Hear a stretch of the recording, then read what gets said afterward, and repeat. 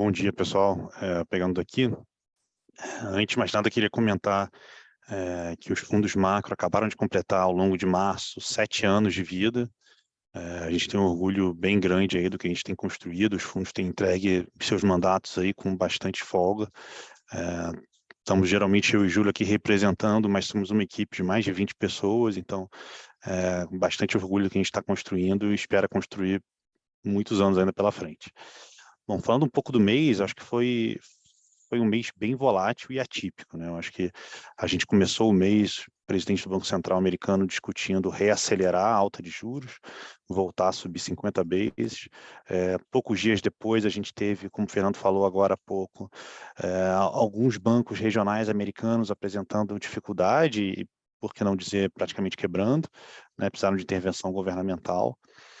Os mercados sentiram, né, em sua grande maioria, essa preocupação com os bancos, e em seguida, depois da intervenção do governo e dos governos nos Estados Unidos, e depois com os problemas dos bancos europeus, com também a intervenção dos governos lá, os mercados se acalmaram bastante e fecharam o mês em forte alta lá fora, né? Pegar a bolsa, o Nasdaq, que é uma bolsa de mais tecnologia, chegou a subir, subiu perto de 10%, né? O S&P, que chegou a estar caindo quase 4%, fechou o mês subindo quase 4%. Então foi um comportamento bem forte, né? E aqui que a gente atribui isso e com a nossa visão olhando para frente. Eu acho que a gente tem que dar uns passos para trás para entender o que a gente achava e como é que está a cabeça agora. Eu acho que desde final de 2021, ali, outubro, novembro, a gente vem discutindo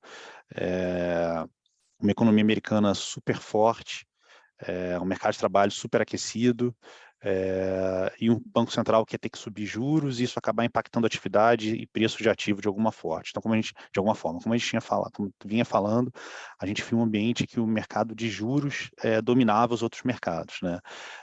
Mesmo ao longo do segundo semestre do ano passado, quando a gente viu uma discussão maior sobre o tal do soft landing, quando a gente viu uma desinflação de preços de bens nos Estados Unidos e na Europa, e o mercado reprecificando a curva de juros, a gente entendia que era só uma volta temporária também, de uma inflação temporária, e que a gente veria uma economia mais forte ali para frente, e de fato a gente viu isso no começo do ano, né? A gente viu uma economia americana que não só não estava fazendo nenhum soft landing, como estava reacelerando. Então, ali em janeiro, quando o mercado reprecificou bem a curva de juros, né, caiu bastante os juros nos Estados Unidos, a gente aproveitou para montar posições mais significativas, né, tanto em juros quanto em bolsas, e aí a gente foi apropriando disso ao longo de fevereiro e março. Depois que o presidente do Banco Central voltou a falar de reacelerar a alta de juros para 50 bases, a curva americana reprecificou bastante e a gente aproveitou para diminuir bastante as nossas posições tomadas em juros curtos nos Estados Unidos, que acabou sendo um certo grau de sorte, porque a gente acabou saindo da confusão que veio com o SVB e por aí vai. Mas, dito isso, o que a gente está vendo para frente? Tá? Eu acho que o Fernando levantou muito bem os pontos. Eu acho que agora você tem uma nuvem de incerteza muito grande. Eu acho que a grande verdade é que é difícil ter uma convicção muito forte do que é o cenário central. A gente consegue ver 3 cenários principais se delineando, e aí com graduações entre esses 3 cenários. Você pode ter um cenário em que são alguns bancos isolados e que tem um impacto, e isso parece estar muito claro, no mercado de crédito, e que cumpre um papel de ajudar o Banco Central americano em desacelerar a economia sem causar nenhum grande drama, e a gente vai ter o tal do soft landing, né? Parece ser um cenário razoável. Você pode ter um outro cenário decorrente de alguma forma desse, em que é uma fricção e a economia americana continua super sólida, e o Fed eventualmente sobe mais 1 ou 2 vezes, e por risk management para por aí para ver, e também se tem um cenário bom. Por outro lado, você também consegue construir um cenário igualmente crível, na nossa visão, em que uma crise bancária tem consequências mais duradouras e você entra numa recessão mais profunda. Está muito difícil antecipar o que vai acontecer na nossa cabeça. Eu acho que crises bancárias têm uma tendência a ter não linearidades e efeitos defasados no tempo. Eu acho que é natural do ser humano você se ancorar no que foi o último exemplo, e a gente vê 2008, a crise de 2008 foi muito assim, né? Você começou a ter problema em 2007, e você foi ter o grande estouro um ano depois, então você acaba pensando um pouco nisso, mas se você olhar para a história, tem vários outros exemplos de crises que se iniciaram no sistema bancário americano, Saves and Loans, 1907, ao longo dos anos 80, então tiveram várias crises que acabaram tendo efeitos mais fortes na economia americana. Então a gente tem uma preocupação grande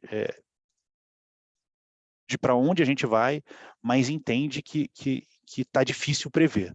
Tá? E dito isso, nos impressiona bastante a velocidade que o mercado caminhou para se precificar talvez essa nossa primeira hipótese, né, de que você vai ter vai ser um impacto restritivo de crescimento via o canal de crédito, que isso parece bem claro, né? Acho que muito tem sido estudado sobre o impacto dos bancos regionais em crédito, principalmente imobiliário comercial nos Estados Unidos, imobiliário regionalizado, em pequenas empresas, principalmente no centro-oeste americano. Então, os bancos regionais têm um impacto relevante no crédito como um todo nos Estados Unidos, ainda que o crédito nos Estados Unidos seja muito menos bancarizado do que na Europa e no Brasil, por exemplo, lá é um crédito muito menos bancarizado, mas ainda assim tem um impacto relevante, né? O Fed e alguns outros bancos calcularam que pode ser qualquer coisa entre 0,25 a 0,75 de equivalente de Fed Fund, e aí você tem um soft landing. Então, o mercado nos impressiona a velocidade com que o mercado está caminhando para precificar isso. Então, a gente tem optado, a gente diminuiu um pouco as nossas posições vendidas em Bolsa Americana. Como eu falei, a gente já tinha zerado nossas posições tomadas em juros, tá? Então, acho que de fato, parece que essa assimetria acabou, pelo menos por um bom tempo. Muito pelo contrário, a gente acha que se algo, a assimetria deveria estar para o outro lado, né? Acho que, mas também não está claro isso para a gente. Acho que o mercado de juros, de toda forma, nos Estados Unidos, perdeu completamente a assimetria. A gente ainda vê uma assimetria no mercado de bolsa, principalmente depois dessa volta mais forte. Temos pequenas posições ainda vendidas em bolsa, principalmente via opções, a volatilidade caiu muito, então está mais fácil manter posições via opções, mas de toda forma a gente foi bem surpreendido com a velocidade com que as bolsas voltaram e precificaram esse cenário, né? A outra coisa que para a gente é mais clara é que, de fato, a gente está passando por um cenário mais recessivo, e aí pode ser uma pequena recessão, pode ser algo mais forte. Então, a gente tem buscado posições que se beneficiam disso. Então, posições vendidas em dólar, principalmente contra peso mexicano, que já eram posições que a gente vinha carregando ao longo do mês. Posições aplicadas em juros no México, por exemplo, são posições que a gente já vem buscando há um tempo, mas também diminuímos aí recentemente. Falando de Brasil, eu acho que o cenário do Brasil também tem suas particularidades, né? A gente, como a gente vinha dito, a gente estava mais preocupado já há um bom tempo com o Brasil, a gente vinha carregando posições vendidas em bolsa aqui. Quando a bolsa chegou perto desses 100 mil pontos, a gente também acha que a maior parte da simetria já foi para o preço, a gente optou por zerar as posições vendidas, então a gente já não tem mais posição vendida em bolsa no Brasil. A gente carregou durante um tempo posição comprada em dólar contra real por achar que tinha uma simetria, mas nesse ambiente em que os juros nos Estados Unidos também não sobem, que as commodities não caíram, ciclicamente tem um ambiente mais favorável para o Brasil, dado que, como o Fernando falou, a gente também vai manter os juros aqui mais altos durante um tempo, então o câmbio não é também tão atrativo, posições compradas em dólares contra real, apesar da gente entender que a simetria de nível é muito relevante. Mas falando de uma forma geral, o que a gente vê de Brasil é muito parecido, obviamente, com o que o Fernando estava falando. A gente tem um arcabouço que é bem frágil, né? Ele depende muito de um aumento de arrecadação.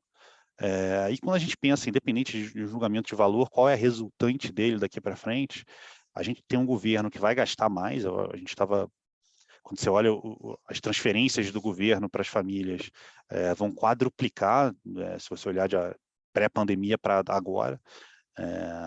Você vai financiar isso com um aumento de arrecadação. Então, você não só tem um impacto de atividade das transferências, como você vai ter um aumento no custo das empresas que vão precisar e vão conseguir repassar de alguma forma.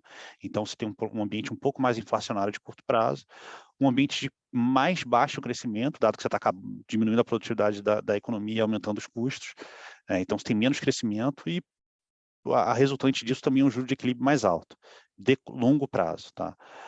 Quando a gente pensa no curto prazo, e falando agora um pouco de alocação de Brasil, a gente tem se concentrado mais, né, já havia começado no mês passado, a gente já havia comentado isso em outras ocasiões, e vem aumentando ao longo do mês, pois as posições aplicadas em juro real. Tá? Por quê? O que a gente vê? Acho que o Fernando falou muito bem, a gente não vê um espaço para o Banco Central cair os juros no curtíssimo prazo. A gente, de fato, vê uma possibilidade um pouco mais ali na frente, acho que tem algumas assimetrias pensando em atividade, que pode ter um segundo semestre mais fraco, isso pode acabar acelerando o trabalho do Banco Central, mas a gente não vê um espaço para uma queda de juros de curto prazo. Contudo, uma outra coisa que a gente fala bastante, tem pensado bastante, é que o prazo de validade desse Banco Central é definido e pode ser encurtado, né? Então, o presidente Roberto Campos tem até o final do ano, como presidente do ano que vem, e depois disso a gente vai ter novo Banco Central que claramente, pelas sinalizações que esse governo tem dado, vai ser mais tomador de risco, né? A gente tem falado muito nisso, vai ser um Banco Central que vai tentar tomar mais risco, vai se dispor a tentar trabalhar com juro real mais baixo. A gente acha que ao longo do ano que vem, uma composição nova da diretoria, você pode acabar tendo votações mais apertadas para os dois lados, né, do Copom. Então, de uma forma geral, a gente vê um Banco Central que se não está na iminência, em algum momento ao longo dos próximos meses vai ter que começar a cair juros, uma economia que vai acabar gerando mais inflação de médio e longo prazo, e um Banco Central novo que assume em algum momento do ano que vem, que vai ser mais tomador de risco. Então, isso para a gente é um ambiente de juros reais nos próximos 2, 3, 4 anos mais baixos, mas não necessariamente um juros de médio prazo mais baixo, né? Acho que no longo prazo a gente acaba tendo um juros de equilíbrio mais alto. Então, falando em termos de alocação de Brasil, a gente tem concentrado nossas posições em juros reais de um prazo mais intermediário, né? Entre 2 a 4 anos. Acho que de uma forma geral é isso, assim, lá fora, com viés pessimista, buscando posições que busquem se beneficiar de uma recessão que possa ser mais aguda.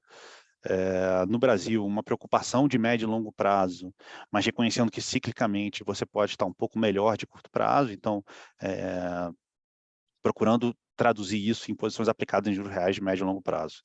Acho que eu fico por aqui, qualquer coisa a gente volta para responder as perguntas.